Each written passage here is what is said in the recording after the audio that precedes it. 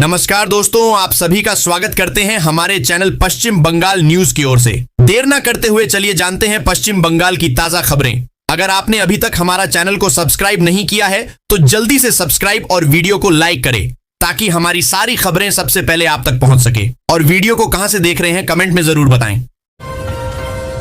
बंगाल जीतने के बाद मैं दिल्ली की बागडोर संभालूंगी, ममता बनर्जी बोली। टीएमसी हार नहीं सकती। पश्चिम बंगाल की मुख्यमंत्री ममता बनर्जी ने हाल ही में अपने राजनीतिक संकल्प को दोहराते हुए कहा कि तृणमूल कांग्रेस को कोई हरा नहीं सकता। उन्होंने आत्मविश्वास के साथ घोषणा की कि बंगाल चुनाव में जीत हासिल करने के बाद उनका अगला लक्ष्य दिल्ली की सत्ता संभालना और राष्ट्रीय राजनीति में निर्णायक भूमिका निभाना होगा। ममता बनर्जी का यह बयान उनके राष्ट्रीय विस्तार की महत्वाकांक्षा को दर्शाता है। वे केंद्र की भाजपा सरकार के खिलाफ विपक्षी एकता को मजबूत करने और 2024 के लिए खुद को एक प्रमुख चेहरे के रूप में पेश कर रही हैं। ईवीएम और वोटिंग की सुरक्षा के चुनाव आयोग ने बनाए कड़े नियम, एसडी कार्ड का प्रोटोकॉल बदला।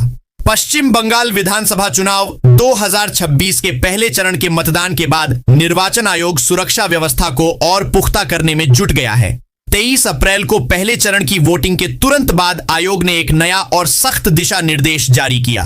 यह गाइडलाइन मुख्य रूप से मतदान केंद्रों पर लगे निगरानी कैमरों और उनके वीडियो डेटा के सुरक्षित प्रबंधन के लिए तैयार की गई है। आयोग का मकसद चुनावी पारदर्शिता को बनाए रखना और किसी भी तरह की डेटा छेड़छाड़ की गुंजाइश को शून्य करना है। ममता बनर्जी ने किया राज्य सत्ता का गलत इस्तेमाल, सुप्रीम कोर्ट को ईडी ने बताई सारी बात। पश्चिम बंगाल में कानून व्यवस्था पूरी तरह से चरमरा जाने का आरोप लगाते हुए ईडी ने गुरुवार को उच्चतम न्यायालय को बताया कि मुख्यमंत्री ममता बनर्जी ने 2700 करोड़ रुपए के कोयला तस्करी मामले में आईपैक के खिलाफ उसकी जांच में बाधा डालने के लिए राज्य तंत्र का इस्तेमाल किया। न्यायमूर्ति प्रशांत कुमार मिश्रा और न्यायमूर्ति एनवी अंजारिया की पीठ के समक्ष ईडी और उसके अधिकारी रॉबिन बंसल की ओर से सॉलिसिटर जनरल तुषार मेहता और अतिरिक्त सॉलिसिटर जनरल एसवी राजू ने दलीलें पेश की। पहले फेज में 110 सीटें जीतेगी भाजपा, अमित शाह ने मीडिया को बताया अपना आकलन। केंद्रीय गृह मंत्री और भाजपा के कद्दावर नेता अमित शाह पहले चरण के मतदान से पहले से ही लगातार बंगाल में हैं। उन्होंने चुनाव की रात भाजपा नेताओं से मुलाकात की और स्थिति का जायजा लिया। इसके बाद उन्होंने कहा कि उन्हें 110 से अधिक सीटें मिलेंगी। अमित शाह का कहना है कि इस बार बंगाल में भाजपा की सीटें बढ़ेंगी और जीत का अंतर भी बढ़ेगा। गुरुवार को मध्यम ग्राम में आयोजित रोड शो को देखते हुए अमित शाह ने कहा, मैंने जितनी भीड़ देखी वह मेरी कल्पना से कहीं अधिक थी। मतदान के बारे में अमित शाह ने कहा, पहले कभी मतदान इतना निर्भीक नहीं रहा। बंगाल में बम्पर मतदान से सुप्रीम कोर्ट खुश, एसआईआर संबंधित किसी याचिका पर सुनवाई से इनकार। पश्चिम बंगाल में विधानसभा चुनाव के लिए हुए पहले चरण के मतदान में रिकॉर्ड भागीदारी पर सुप्रीम कोर्ट ने खुशी जाहिर की है। चीफ जस्टिस सूर्यकांत ने एसआईआर संबंधी मामलों पर सुनवाई के दौरान पश्चिम बंगाल विधानसभा चुनाव के पहले चरण में 92% मतदान पर खुशी व्यक्त की। उन्होंने वोटरों की बढ़ती भागीदारी को लोकतंत्र के लिए अच्छा बताया। उन्होंने कहा कि मतदान प्रतिशत लोगों में व्यवस्था के प्रति आस्था को प्रकट करती है। ममता बनर्जी की पदयात्रा पर क्या कह रहे हैं भवानीपुर के लोग? Ground report. पश्चिम बंगाल में विधानसभा चुनाव के दौरान मुख्यमंत्री ममता बनर्जी ने भवानीपुर से अपनी पदयात्रा शुरू की है। इस बार उन्हें मुख्य विपक्षी दल के एक बड़े नेता से कड़ी चुनौती मिल रही है। सत्ताधारी दल के नेताओं ने परिवारवाद के आरोपों को खारिज करते हुए कहा है कि पार्टी में अन्य योग्य नेता भी मौजूद हैं। इसके अलावा बाहरी नेताओं के प्रचार और भाषा को लेकर भी राजनीतिक बहस तेज हो गई है। वहीं स्थानीय मतदाता मौजूदा सरकार की आर्थिक सहायता योजनाओं पर भरोसा जता रहे हैं और विपक्षी दलों के बड़े वादों को लेकर संशय में हैं। पानीहाटी में गरजे पीएम मोदी 92% वोटिंग ने टीएमसी के महाजंगल राज के अंत पर लगाई मुहर। बंगाल विधानसभा चुनाव 2026 के पहले चरण में हुए बम्पर मतदान के बाद प्रधानमंत्री नरेंद्र मोदी ने सत्तारूढ़ तृणमूल कांग्रेस टीएमसी पर जोरदार हमला बोला। उत्तर 24 परगना के पानीहाटी में शुक्रवार को एक चुनावी जनसभा को संबोधित करते हुए उन्होंने दावा किया कि पहले चरण में 92% वोटिंग ने राज्य में परिवर्तन की लहर पर मुहर लगा दी। उन्होंने कहा कि 4 मई को नतीजे आने के बाद टीएमसी के गुंडों के लिए बंगाल में छिपने की कोई जगह नहीं बचेगी। अमित शाह बोले, अंग, बंग और कलिंग में होगा भाजपा का राज, 152 में 110 सीटें जीतेंगे। बंगाल विधानसभा चुनाव 2026 के पहले चरण के मतदान के बाद सियासी गलियारों में हलचल तेज है। केंद्रीय गृह मंत्री अमित शाह ने शुक्रवार को कोलकाता में एक प्रेस कॉन्फ्रेंस कर ममता बनर्जी सरकार की विदाई का ऐलान कर दिया। अमित शाह ने अंग, बंग और कलिंग, असम, बंगाल और ओडिशा का जिक्र करते हुए कहा कि अगले महीने इन तीनों क्षेत्रों में भाजपा का परचम लहराएगा। उन्होंने दावा किया कि पहले चरण की 152 सीटों में से 110 से ज्यादा सीटें जीतकर भारतीय जनता पार्टी पूर्ण बहुमत की ओर कदम बढ़ा चुकी है। बंगाल की राजनीति के गेम चेंजर हैं शुभेंदु अधिकारी। नंदीग्राम के नायक से ममता बनर्जी को ललकारने तक जाने 5 अनकहे सच। बंगाल चुनाव 2026 के महासंग्राम में ममता बनर्जी के बाद अगर किसी एक चेहरे पर सबसे अधिक चर्चा हो रही है तो वह हैं शुभेंदु अधिकारी। कभी ममता बनर्जी के सबसे भरोसेमंद सिपह सालार रहे शुभेंदु भाजपा के सबसे बड़े हथियार बनकर उभरे हैं। राजनीतिक गलियारों में उन्हें बंगाल की सत्ता का समीकरण बदलने वाला गेम चेंजर माना जा रहा है। आखिर क्या है शुभेंदु अधिकारी का वह राजनीतिक करिश्मा जिसने बंगाल की सियासत को 2 ध्रुवों में बांट दिया है? आइए जानते हैं उनसे जुड़े 5 ऐसे महत्वपूर्ण तथ्य जो इस चुनाव में निर्णायक साबित हो सकते हैं। कैमरे लेकर हुगली में सैर करते दिखे नरेंद्र मोदी, सुबह सुबह आम लोगों से की बात। कोलकाता, प्रधानमंत्री नरेंद्र मोदी बंगाल में चुनाव प्रचार के लिए कोलकाता में हैं। आज राज्य में उनके कई कार्यक्रम हैं, कई चुनावी सभाएं भी हैं। हालांकि इनके बीच उन्होंने गंगा तट पर समय बिताया। उन्होंने प्रिंसेप घाट और आउटराम घाट का दौरा किया। उन्होंने तस्वीरें भी खिंचवाईं। उन्होंने नाव चलाने वालों से बातचीत की। उन्होंने सुबह सैर करने वालों से भी बात की। प्रधानमंत्री ने नाव चलाने वालों की सभी तस्वीरें सोशल मीडिया पर साझा की हैं। बेरोजगारों की नौकरी और गरीबों का अनाज खा रहे घुसपैठिए सिंडिकेट राज पर यह बोले अमित शाह।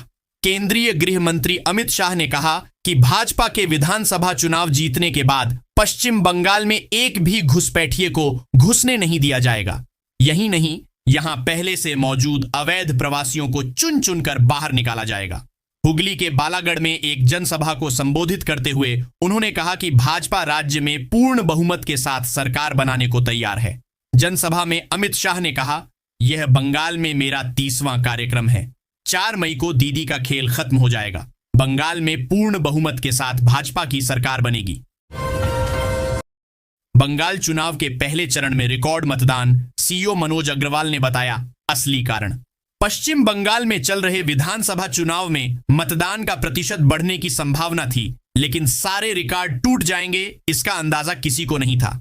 हालांकि पहले चरण के मतदान के दौरान सुबह से ही मतदान केंद्रों पर लंबी कतारें देखी गईं। शाम तक बंगाल में 90% से अधिक मतदान दर्ज हो गया। राज्य के मुख्य चुनाव आयुक्त मनोज अग्रवाल ने इस रिकॉर्ड तोड़ मतदान का कारण बताया। साथ ही उन्होंने कहा कि मतदाताओं ने निडर होकर मतदान किया। मुख्य चुनाव आयुक्त ने रिकॉर्ड मतदान के पीछे SIR प्रक्रिया का जिक्र किया। पश्चिम बंगाल में पहले चरण के बाद बीजेपी TMC के दावों की क्या है असलियत? बम्पर वोटिंग ने कैसे उलझा दिए समीकरण? बंगाल में कैंप कर रहे केंद्रीय गृह मंत्री अमित शाह का दावा है कि पहले चरण की 152 सीटों में से 110 से अधिक भाजपा की झोली में आएंगी। वहीं TMC को भरोसा है कि उसे 125 से अधिक सीटें मिलेंगी। दोनों दलों के दावों का मकसद 29 अप्रैल को होने वाले अगले चरण के मतदान में अपने समर्थकों का मनोबल ऊंचा रखना है। जरूरी नहीं कि ये दावे हकीकत में बदल ही जाएं। पहले चरण के रिकॉर्ड तोड़ मतदान ने दोनों दलों को दुविधा में डाल दिया है। भाजपा इसमें बदलाव की आहट सुन रही है तो TMC इसे भाजपा के खिलाफ जनता का आक्रोश देख रही है। अमित शाह की सभा से पहले चुनाव आयोग का एक्शन, हिंजलगंज थाना प्रभारी सस्पेंड। हिंजलगंज में केंद्रीय गृह मंत्री अमित शाह की जनसभा से ठीक पहले एक बड़ी कार्रवाई हुई है। चुनाव आयोग ने कर्तव्यों में लापरवाही बरतने के आरोप में हिंजलगंज थाना के प्रभारी संदीप सरकार को तत्काल प्रभाव से निलंबित कर दिया है। शुक्रवार को होने वाली इस हाई प्रोफाइल चुनावी सभा से कुछ ही घंटे पहले हुई इस कार्रवाई ने राजनीतिक सरगर्मी बढ़ा दी है। सूत्रों के अनुसार गृह मंत्री के दौरे को लेकर सुरक्षा और प्रशासनिक तैयारियों की समीक्षा के दौरान कुछ गंभीर खामियां पाई गई थीं, जिसके बाद आयोग ने यह सख्त कदम उठाया। कोलकाता में गरजे मोदी, बंगाल में परिवर्तन की लहर नहीं सुनामी है, जादवपुर में दी शून्य की चेतावनी। पश्चिम बंगाल चुनाव के पहले चरण में हुए ऐतिहासिक मतदान के अगले दिन प्रधानमंत्री नरेंद्र मोदी कोलकाता में खूब गरजे। शुक्रवार को उत्तर 24 परगना के पानीहाटी और दक्षिण कोलकाता के जादवपुर में विशाल रैलियों को संबोधित करते हुए पीएम मोदी ने दावा किया कि पहले चरण की वोटिंग ने भाजपा की जीत का शंखनाद कर दिया है। प्रधानमंत्री ने बंगाल की चीफ मिनिस्टर ममता बनर्जी पर तानाशाही का आरोप लगाते हुए कहा कि टीएमसी ने बंगाल में लोकतंत्र के मंदिर को कुचला है, लेकिन अब जनता इसके पुनर्निर्माण में जुट गई। दूसरों की नया पार लगाने चले थे अरविंद, खुद की सल्तनत में ही लग गई आग। किसने छील दिया केजरीवाल का कलेजा?